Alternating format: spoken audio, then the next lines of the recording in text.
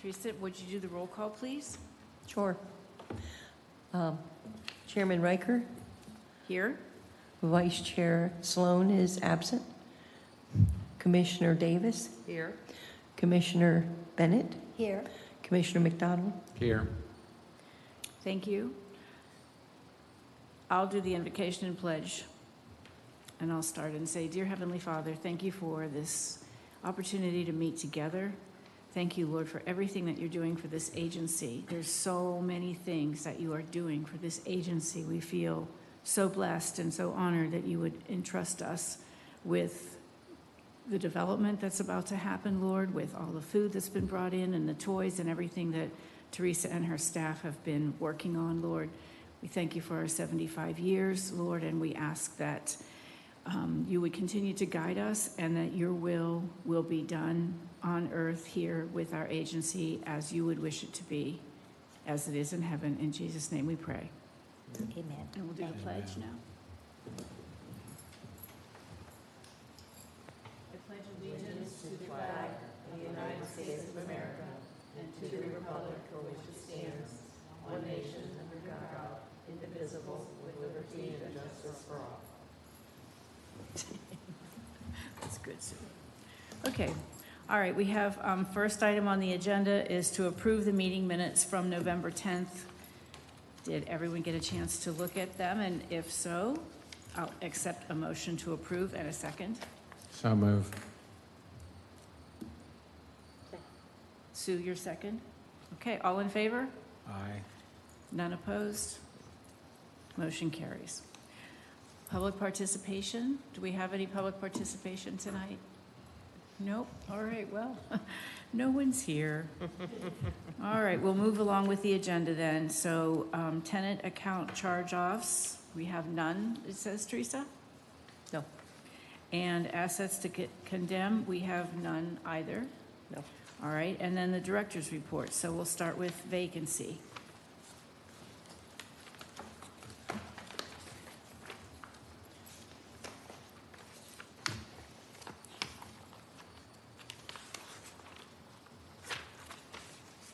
Good evening. Hi, Crystal. McLeod.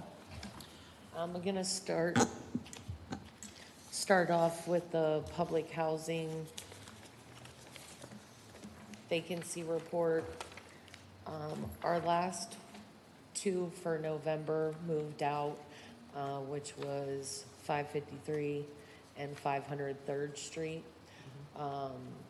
The one just transferred to a different unit 2 doors down after the unit was rehabbed, and then the next tenant was part of relocation, and they actually got their voucher, and we housed them at 130 Railroad, which is one of our open market units for her and her grandchildren. So she's enjoying it and loving every minute of it. Super.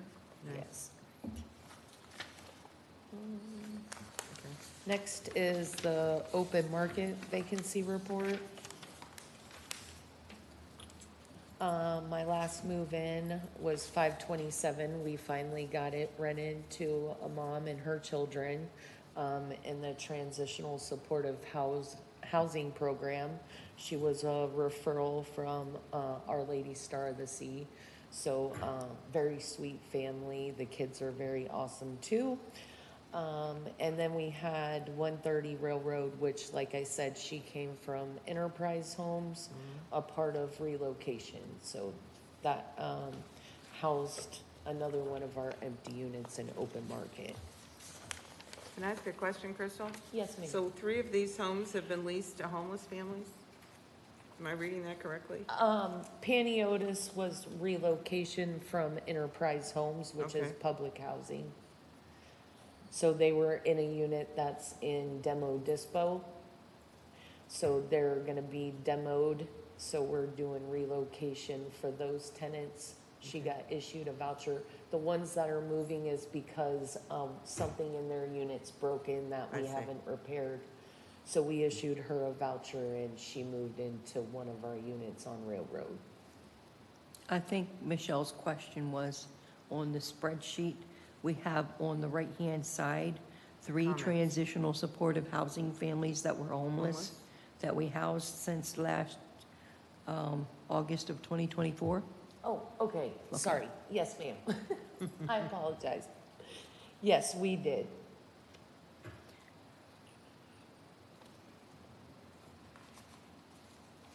One of those are no longer with us. It did not work out. Holland, the one at 120 Railroad Street, she's doing very well. 124. Yeah. Okay.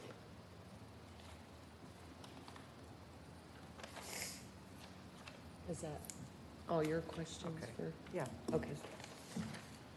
Next is the Development Corp. vacancy report. We had 2. Frederick was a move out. We got a new family in that leased up in October.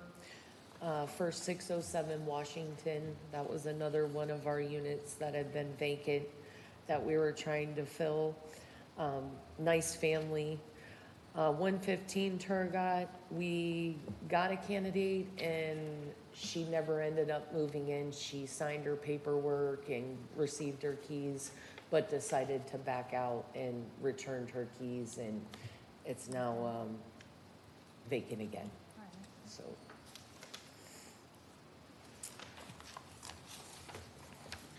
The next page is our vacant unit list for Enterprise Homes. We've added this report for the board so that you're aware of how many units are empty in Enterprise Homes, which is West Side Phase 2. We still have about 16 families that live in the property of 40 units.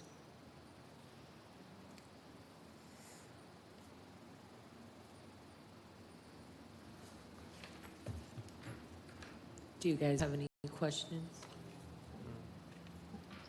Okay, great. Thank you, Crystal. You're welcome. And now for the FSS report.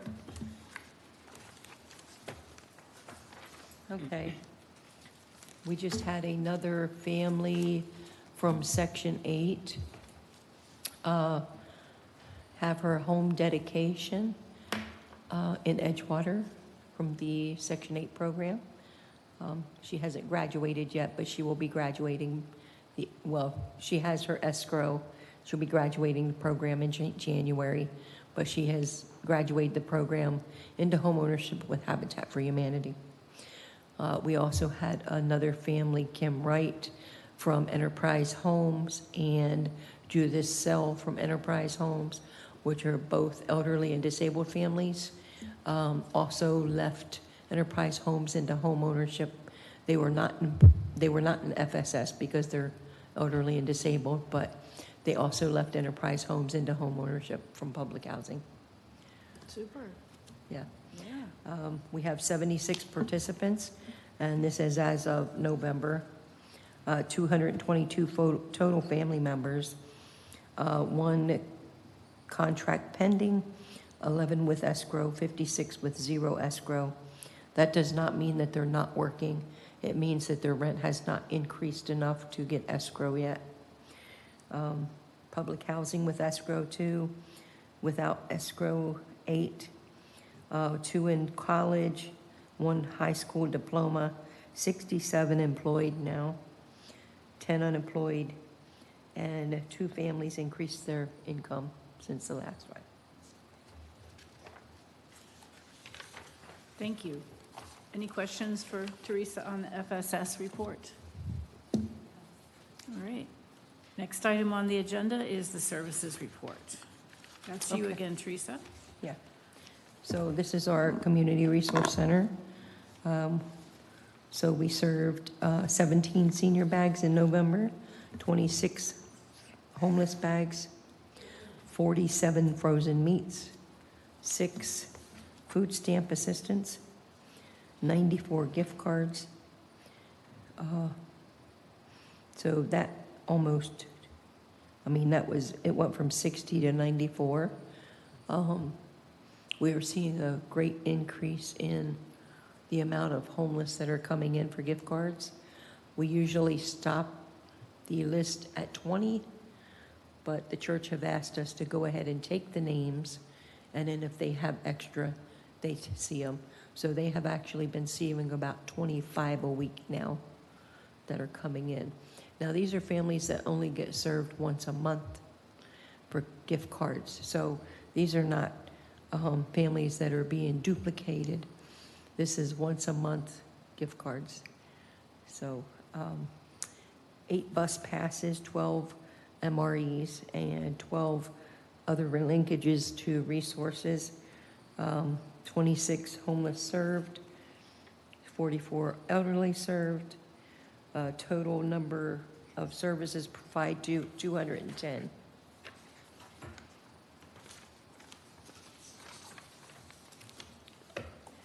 So before we move off that topic, I was visiting with Teresa yesterday and today, and I got to see the people that are coming to receive these gift cards and these food bags and whatnot, and they start to line up at 8 in the morning, and you can jump in anytime, because this is your program, Teresa, but I want to give you a little bit of credit here and your staff, because they line up at 8 in the morning for these things, and the staff is there, and the church is there, and they are able to help these folks with the gift cards and the food.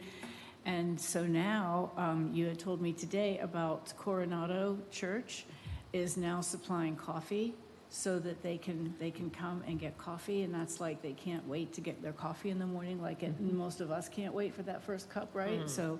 So the coffee is supplied, and then they're getting, June was making up little cereal bags today so that they could get cereal with milk and hot oatmeal and, gosh, what else you guys were doing? We do cereal, milk, oatmeal, tea bags, hot coffee. Let's see, what else? Do you know? Any pastries. We get pastries donated now from the Dutch Oven Bakery on Canal Street. And what the staff doesn't eat, they get to give away, right? Yes. Teasing. What we don't eat. I'm teasing. But I do want to give Miss June credit on this. She actually started this. I walked in one day and she had a 42-cup coffee pot, percolator coffee pot that she had bought in a thrift store, and said, you know, it's really cold. And this is when the cold snapped and happened in November when nobody was expecting it. She said, I'm going to make them coffee. Is that okay? I'm like, yeah, that's okay. So we gathered the coffee and creamer and sugar, and we take it out on a little cart, and they were just, I mean, it's, now they look forward to it. You can hear them. It has calmed them down. They're not standing out there arguing with each other. They're like, hey, coffee's coming, coffee's coming. So we take pictures, and we present these pictures on Facebook and let the communities know what we're doing. We had 2 ladies from Coronado Methodist Church come and say, hey, we've seen what you're doing. We're going to supply your coffee, creamer, and sugar from now on. So it's all of it's taken care of. Mm-hmm. Well, and the other thing that, go ahead, you wanted to say something? And this is so well received. You hear it all over. All of the wonderful organizations that are helping seniors and their families, and it is tremendous. And Crystal, thank you for all year, what a wonderful job you do and how busy you are. We really appreciate you. But no, it's a wonderful program that they're sending out to all the families and seniors. Wonderful. But wait, there's more. I mean, this is obviously a little bit out of the direct mission that we have for the Housing Authority, but they managed to get these things done in addition to their duties and responsibilities with the agency. But the Utilities Commission, it's come to the attention of the Utilities Commission, and they collected a truckload full of food. I mean, like a truck bed load full of food. And they brought it over there, and you should see the pictures. They got these food, they took the food and put it all in different bags. And I said, where'd you get the bags? And they're like, anywhere we can, you know, those vinyl bags. And so now they have food to give out to the seniors in your building, Sue. They have food to give out to families. I'm looking forward to it, believe me. A truckload So it's the Utilities Commission. So what we're seeing is like a huge a coming together of the community. It's wonderful. So, you know, it's Absolutely wonderful. that I think speaks volumes. So it's not just that the items are coming in, which is truly a God thing, but the community coming together. So you're doing a whole lot more than just providing things, you and your staff, Teresa. You're bringing the community together for good. Yeah. And we don't even talk about the toys yet, but okay, we'll move along now. I just had to give you guys a couple of kudos for that, because that's just really above and beyond. All right, now we're down back to business, the September financials. Who's presenting? Is that you, Teresa? Yes. All right. Well, we'll start with the public housing program. This is for the month of September 2025. Our total operating revenues were $267,954.73, and our expenses were $271,933.56, with a loss of $39,7883 that comes out of our reserves.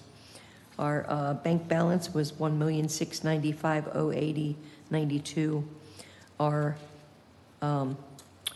restricted FSS cash is $116,994.76. Our restricted for insurance proceeds, $807,371.38. Our security deposit restricted is $10,369.61. That leaves us with reserves for other things of $763,45.17. We do have a $50,000 investment CD in Charles Schwab. That's at $50,023.55. Operating fund balances right now, as of 10/7, is $21,041. Our FSS grant, which is our coordinator salary, is $27,547.47. Our balance of the CFP 2024 for new construction is $355.48, and balance of our CFP 25 is $33.83. The next page is the actual screenshot of the ELOCS page that we use when we're drawing down money from the HUD website. Our capital fund program, I know it's a little blurry there. The 2024 has that $355.48 available balance. That is, that's been obligated for the future development of Live Oak Homes and the demolition. The 2025 has a balance of $33.83. I drew down $357.69 at the beginning of the shutdown for operations in case the shutdown lasted too long. So that is in the bank account. Our operating funds, there's your balance on the right-hand side of $21,041. They replenish that every month. So every month that $21,000 goes back in there. They just don't put it all in there at one time like they do with the capital fund. Our ROS, or FSS program, has you'll see the grant is, the total grant is $91,671. We've spent $64,123.53, and our balance is $27,547.47. The FSS grant goes from January to December. It doesn't go on our fiscal year.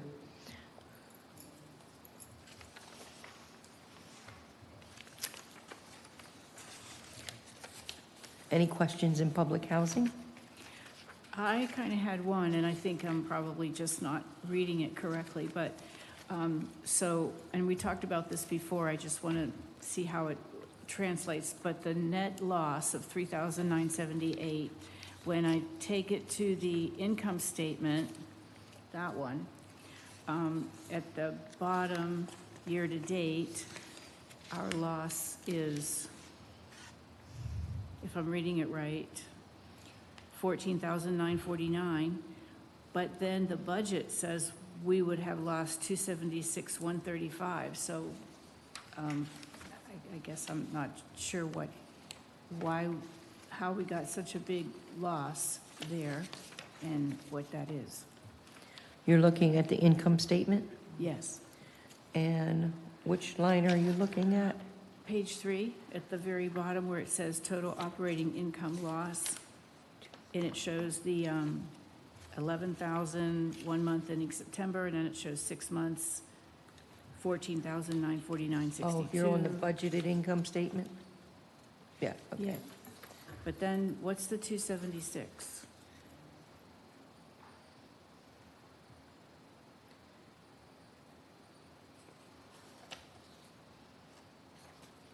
You're on the budgeted income statement, is that correct? The Yeah. long one like this? Mm-hmm. Okay.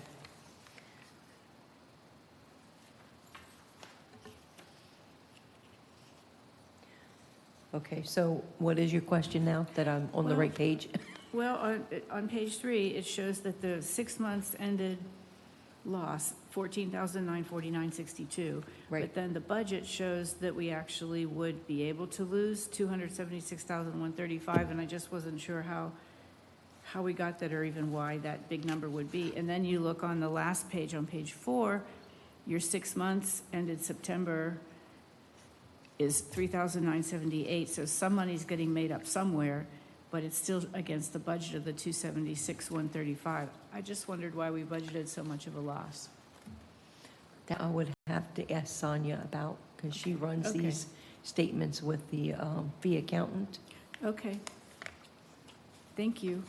I'm sorry, I don't have that answer for you. No worries. I think that it's very comprehensive, though, with the income statements and the balance sheets and the summary, and you're able to follow everything pretty well. Thanks, Teresa. You may continue. Okay, so the next one is our Section 8 program, where operating revenue is $2,611,720.97, and our expenses were $22,529,922.57, with income of $81,798.40. Our restricted net position is $384,354.12. That is money that is used for HAP payments only. Our unrestricted net proceeds are $419,649.30, and that's unrestricted, can be used for operating reserves and administrative expenses in Section 8 program. Our bank balance is $1,179,474.30, and we do have an investment CD of $50,000 with Charles Schwab of $50,023.55. Any questions on Section 8? Do you remember when that comes due, the 50,000? I think we have one for 6 months and one for 12 months. So I can ask Sonia when they're due. That might be something good to add to the, Okay. Thank you. to the financials.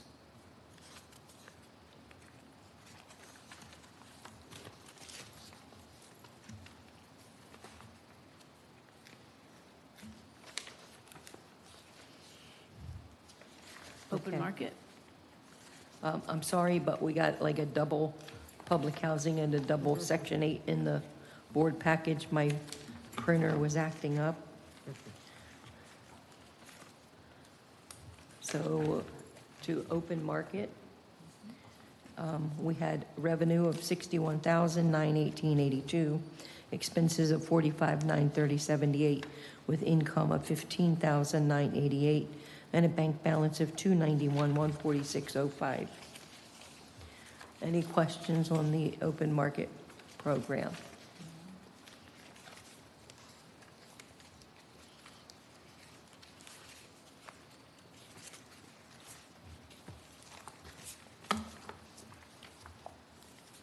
No? Okay.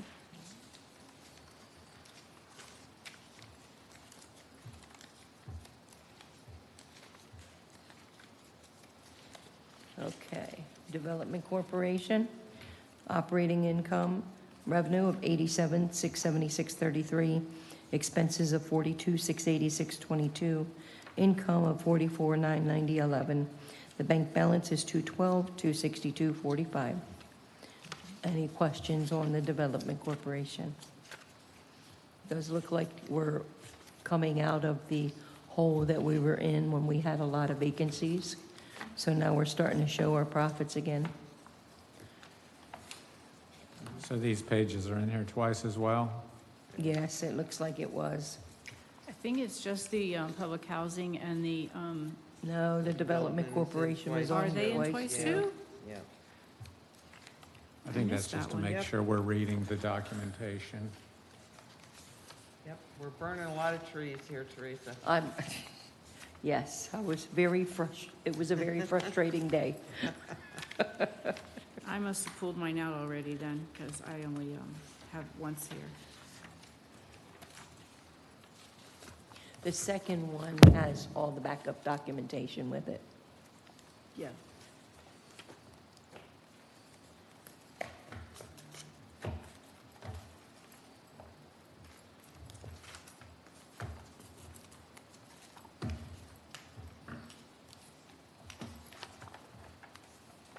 Okay, anyone have any questions on the financials for Teresa? If not, we'll move on to the next topic. No questions. All right. New business, the 2026-2027 budget. And that was kind of in the back, and Teresa sent that to everybody ahead of time as well. I So- did have a couple questions on that. Yeah. Okay? I'm looking at the Excel spreadsheet, which is in color. Yes. On page 2, it's got the, actually, I'm not sure, the spreadsheet, it's probably on page 2. It shows expenses total and net income in blue, and then the loss is in parentheses and in red. But in the total column, it's in black. It's a little confusing because it says net income for the blue, but there are brackets when it's net income, which usually, if there's no brackets and it says income, then brackets mean a loss. But in this case, brackets in blue mean it's an income, for example, even though it She- shows as a negative number. Correct. She's using the accounting, in accounting, the income is actually in parentheses. I know, and that's confusing. It is. So to me, that's difficult. Also, then you've got the total, which is in black, so it's not blue or red, and so it's actually a loss even though it shows black. Because to me, if I see a line that says net income, regardless of the color, and then the loss is in brackets, and the total is not in brackets, I would assume that's income, when in fact it's not, it's a loss. Correct. I see. So I that's see. an inconsistency to me, and it's really confusing to look at it. So we've got a $578,141.15 loss, correct? Okay, so I have to explain this a little better. I just think it needs to reflect, to me, whether it's blue or red, that's great, but a blue with a bracket is really income, even though that's not what it says on the left. And without the parentheses, it's a loss, even though there are no brackets. So either the title of it needs to change, or I see what you're saying. She has the loss it's not in- both ways. Blue's Yeah. not income. It's income in 2 of the 3 cases where it's blue, but it's a loss in the other case where, for example, on this HCV, you've got revenues of $3,850,000, you've got expenses of $3,977,000, but if I look at this title, it says net income's in blue, and that says $126,656, which And that- would be income, but it's not income, it's a loss. That's correct. So, I understand what you're saying. yeah, this is just wrong. It's not net income, and it says it's net income. So I think that needs to be restated, frankly. And I think it should be, like, if we're saying everything's blue or red, then we got black for the final one, which doesn't make sense to me. It should be in red, and it should have a bracket around it showing that it's a loss of $578,141. I mean, correct me if I'm wrong. No, you're correct, it Okay. is. Why do we have to have blue or red? Why can't we just have all black with parentheses around the losses? Is that something the program does? No, that's just Sonia's workarounds with the budget. But I do see that the 126,656 should be a loss for the Yeah. three. And the other two should be income. Correct. But if she's going to call income blue, she needs to make income blue. And if she's going to call loss red with brackets, then it should be red in brackets, and it's not that way. Okay. That to me is just, and it's not like it's real complicated. I mean, the formula for HCV column F is, it's F17 plus F82, and that's how you got the 126,656. I know you don't see that on the PDF because I'm looking at the Excel spreadsheet that the PDF was printed from. I just think she needs to make it state what it is. Clearer. Would it be better just to put the loss in red, because that's where you're going to go, is to look at the loss? Either that or in brackets. I mean, Yeah. so those are my only comments on this page, on this budget. The other thing that I don't understand is why we're looking at a budget without seeing what the numbers were for either the prior year or, like you mentioned to me, Teresa, an annualized basis. Like here, I understand that this budget needs to be submitted 3 months or whatever it is before the beginning of the fiscal year for HUD purposes. But to me, there's no analysis involved here. Like, where did all these numbers come from? Are they based on the prior year's budget? Are they based on the annualized numbers, which would be the actuals through September divided by 7 times 12?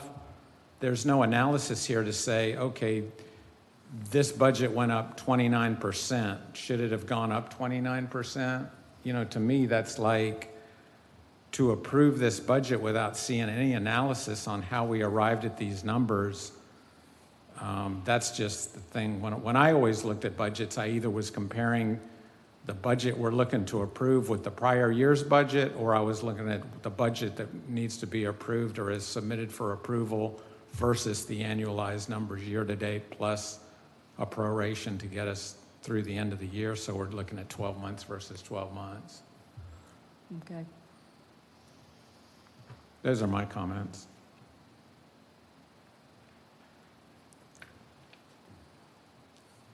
Does she do that analysis?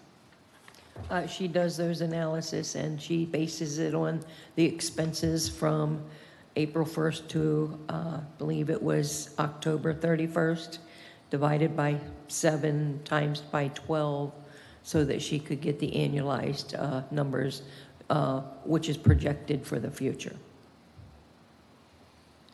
Yeah, because we're just we're doing a rubber stamp here without seeing any analysis to say, how did we arrive at this number? And if that's what we're supposed to do, then okay, you just need to tell me that's what's supposed to be done, because Sonia's not going to provide any backup to say, here's how I arrived at these numbers or not. I can have you get her, I can have her get you those numbers when she returns from vacation, but she will not be back till December 31st. Well, I'm asking the general question because I'm the new person. Okay. Are the Board of Commissioners supposed to be reviewing these numbers for legitimacy and saying, okay, here's the process that Sonia went through to arrive at these budgets? Mm-hmm. Or do we just go, oh, whatever Sonia says, it's fine?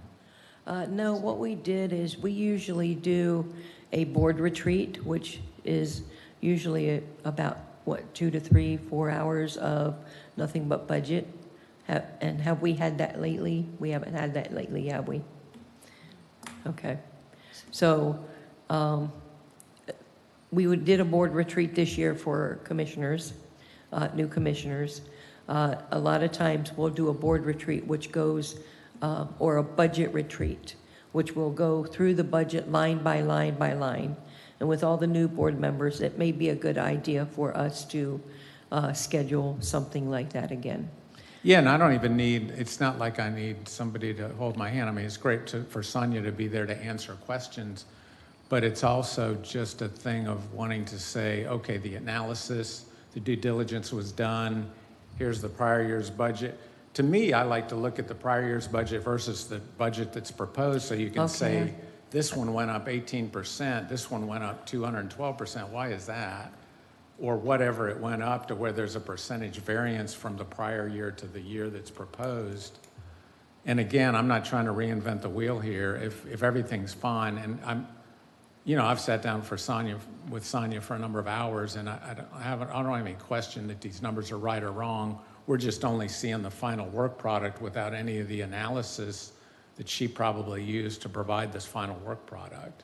Right. And if I'm signing off on it, to me, it's more, I feel more like I can sign off on something unless you tell me we just need to say Sonia's good for it or this is how it works. But to me, to see, I'm sorry, You did just you want want to say a something? summary of how she got there. I don't want a summary, I want the comparison. Yeah, to see Either the where you budget to got these budget or numbers. the annualized to the budget to say this tracks with what Okay. happened last year, either budget or, ideally, you'd have the last year's budget, you'd have the annualized, you'd have this, and you'd have that variance percentage, I and see then where- you'd know Where you're at. we went up 60% here and only 5% here, why is that? Then you can intelligently ask questions. Without that information, I can't really say, I think non-technical salaries look high because last year they were 300 and now they're 429 if that was the case. I'm making those numbers up. So to me, it's just kind of, that's where I'm kind of asking for what's the protocol here more than I'm saying. The other thing with the income, I really don't think that's stated properly, but on this issue, it's a problem when you have an accounting degree, and you want detail, and Well, that's just how my brain works. Well, I called today about a similar issue on the numbers here and how and Teresa explained the 5 different columns and how we were making up the losses on some of these different areas and stuff. Like the subsidies that are down below? Yeah, right here, and how we're making that up. But when you do look at the 578, 141, it's very confusing as to how that's happening.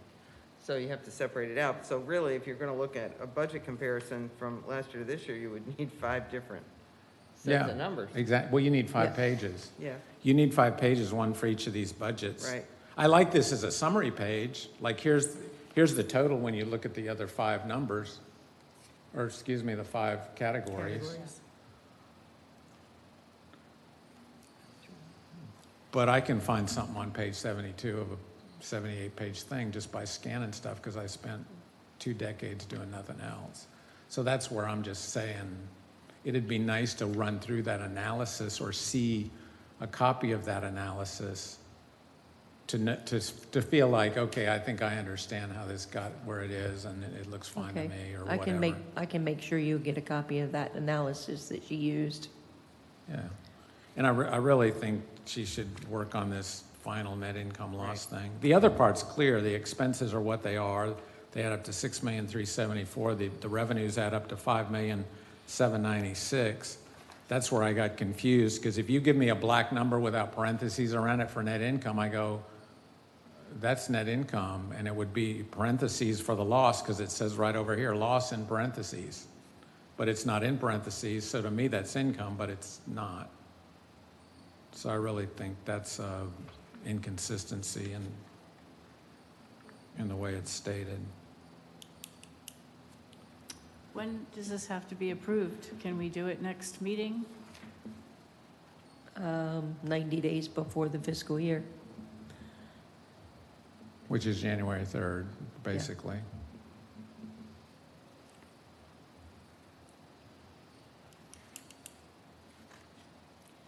Can it be amended?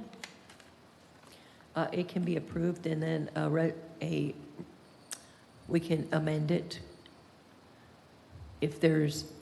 We can approve it the way it is and then we can do budget, what is that, a budget resolution to We could- amend the budget? Yeah, could we just do a budget review? Yeah, I think we approve it and we say,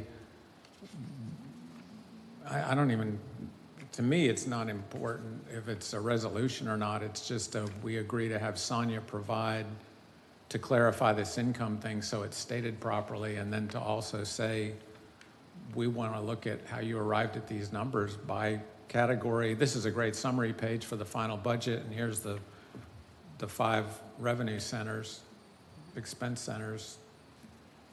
Yeah. So I don't know, as far as, to me, it's not important. If we need to approve this budget for HUD's purposes, then we need to approve it, but we also, whether it's a resolution or just a request, that Sonia provide how she arrived at these numbers and provide us the supporting information, i.e. annualized numbers, i.e.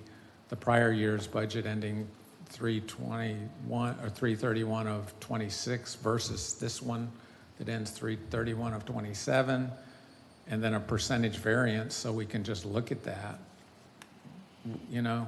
And I'll leave that up to you, Chair, on how we, I'd just like to see those numbers and know that this does add up, and here's how we arrived at it. So we could say, you know, there was an 89% increase in this one category, let's have that discussion. I think we should have a budget meeting, whether it's at the next meeting in January or whenever it is, so we just know, okay, walk through this for us, Sonia, and provide that additional detail so we can all look at that and feel good about, here's how that budget that we approved got. And then, of course, obviously, if there's a thing or 2 or 6 or something that need to be corrected after we scrutinize it, maybe there's some other amended thing that gets done. I don't know. Is there a process for an amended budget after the one submitted We for would do it approval? the same way. So what we could do is do a budget meeting. I think it should be separate than the regular meeting of the Housing Authority. But with W-2s and 1099s coming out in January is It's not a good probably month. not a good time to do that. Right. So we may be looking the middle of February, maybe middle to the end of February, if we could do that. I'm sure Sonia wouldn't have a problem with that. And then, you know, if there's, we come to a conclusion that we need to do a budget revision, we would do it at that time and send the revision to HUD. Yeah. If that's how the protocol works with HUD, I think that's great. I'm not in a rush, and I'm not saying any of these numbers are wrong. I'd just like to see additional detail on, I don't want to be redundant, but that's my thinking. Being an over-anally oriented analytical person that, I don't think you're being overly analytical. I think that's a very good idea, and I think when we were approving last year's budget, we did have a budget meeting, Teresa, and she went over everything in detail with Yes. us before you were on. We did have that budget meeting. And to Nelson's point, it's really hard to plan what to do next year when you've only got 6 months of this year. And I Mhm. know you said that she's prorated it out for the rest of the year. And I know that you know, I think what's important is that you know what's going to be coming in. So that's Correct. important. And I guess I didn't catch that 578,141 loss because it was in black. So I just looked at it and said, oh, okay. But I guess I'd like to ask why we have a loss. Where do you get that money from? If you go down below the loss, it explains where the 3 you have your subsidies are. emergency fund, Yeah. you have your replacement reserves, and you have money that's for future development. And then at the bottom, you're going to have your operating subsidy that's going back in, your CFP grant funds that are going back in, and your Ross funds, FSS funds that are going back in. So it's actually a loss of $221,926, which would be coming out of our reserves. And the reason we did it this way with the revenues at the beginning and not with these grants and subsidies is because HUD is changing the way they're doing the fiscal, the financials next year. So they're going to require us to spend all of our rent, utility, all the income coming in from rentals have to be spent towards our expenses first. And I think that's what she did with this budget. This is all our income first, all of our expenses to the T, and then our net income loss, and then adding back in the grants that we will be getting from HUD to come down with the bottom line. I understand that, but you had to explain it to me. I didn't get it. Okay. Because I'm, again, used to having all the income above and all the expenses below, and then you see the number. Yeah, we used to have it that way too, but HUD's changing the way they're doing they're going to require us to provide proof of all our income from rentals that are being spent on expenses first, because I guess they're looking at cutting the operating subsidy in the CFP grants. Okay, so even there, where she's showing the future development, 400,000 to 2792, that's in red. Does that mean that that's a loss, or does that mean that that's? That's money we're holding for future development.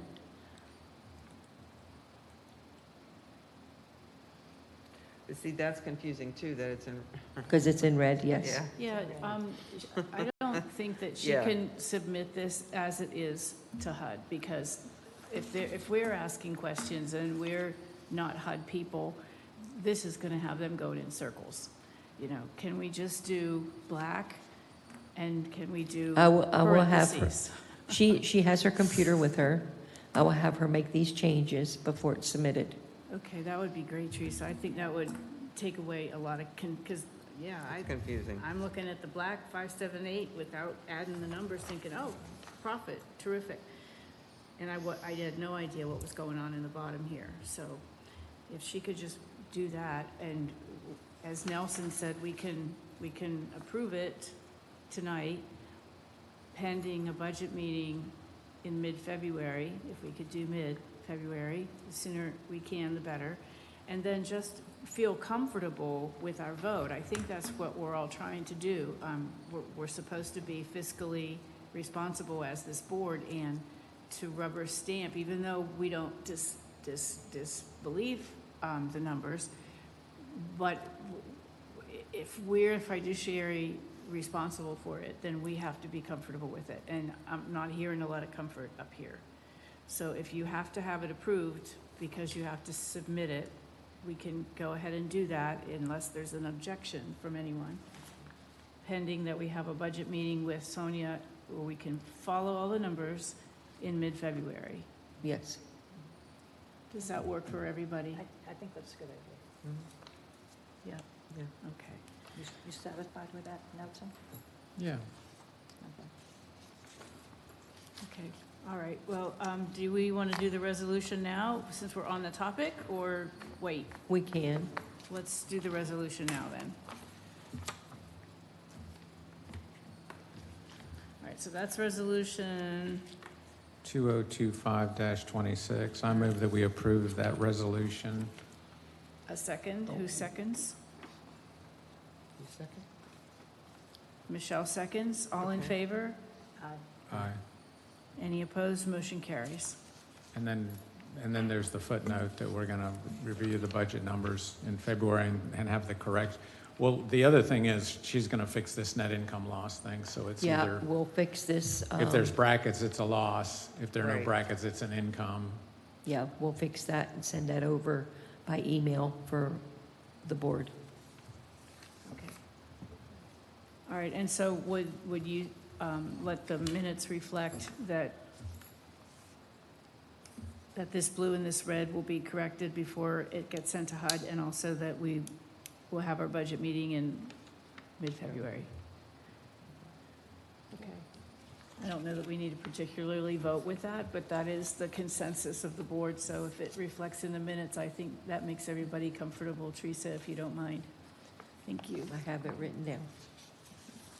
Okay, and now you can tell us about the 1919 architect's contract. Okay, so, the architect contract, we did a piggyback on the Orlando Housing Authority. They had already sent out a request for qualifications with architects and engineers and auditors. We do not have to have a RFP, we have to have a request for qualifications to make sure that they are qualified. Orlando went through that process.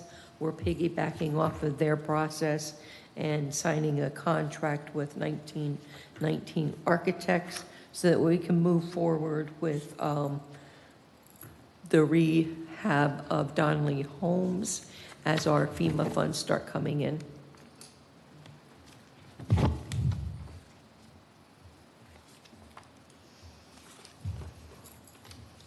A copy of that contract is in your package.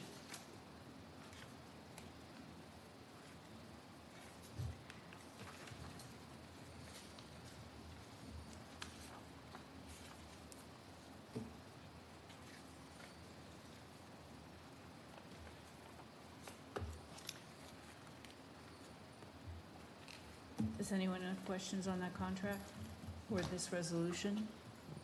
Because I had some that Teresa answered for me, so I don't know if you would like to ask whatever questions you might have.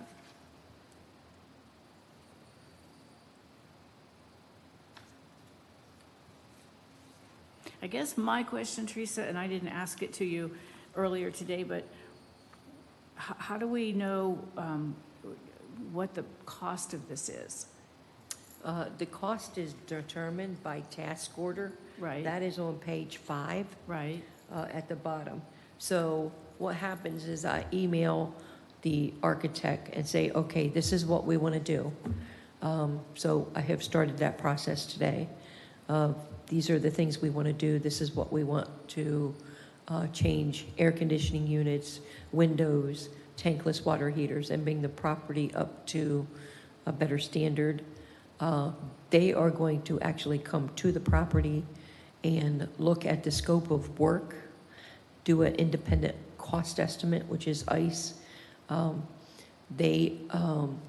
That's the information that we need, is a scope of work and an independent cost estimate to send to FEMA for them to do the alternate project on Donnelly Homes. When they come to give us that information, they will give us a task order at that time stating how much they will be charging for that. And then we hire somebody to actually do the work, or we get some RFPs from someone to do the work, the windows and the... The architect and engineer takes care of all that. They do the architect work, they do the engineering work, they send out the RFP, they do all of the work. So they'll send out the RFP? Yes. And then we choose which one we want? Correct. Okay.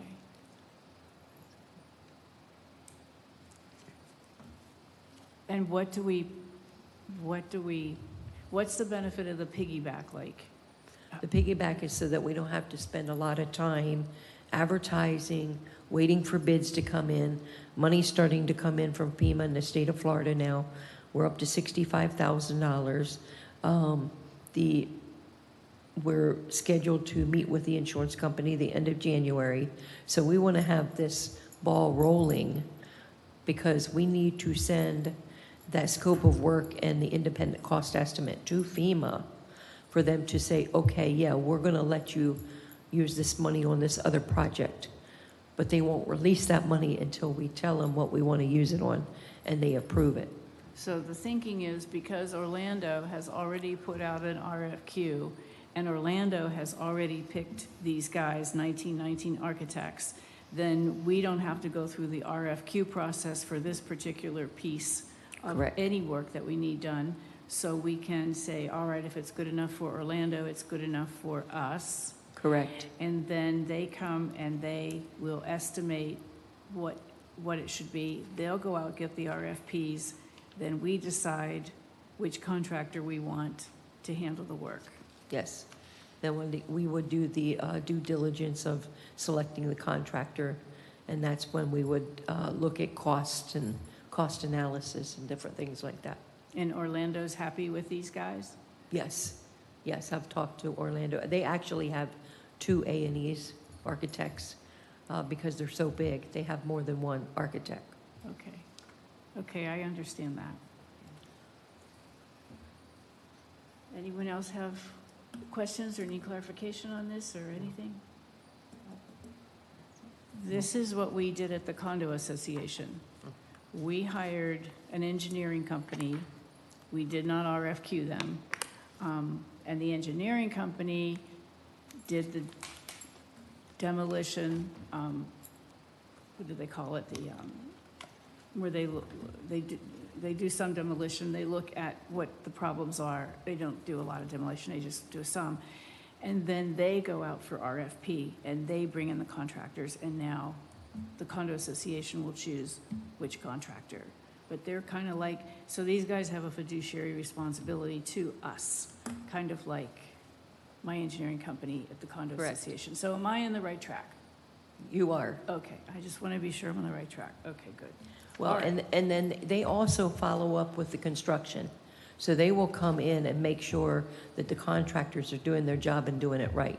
They come in periodically and say, hey, that's not right.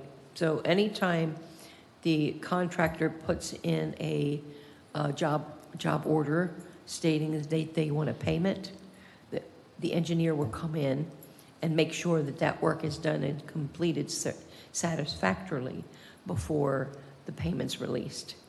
Okay, that's good too. I guess I would just make sure that they're not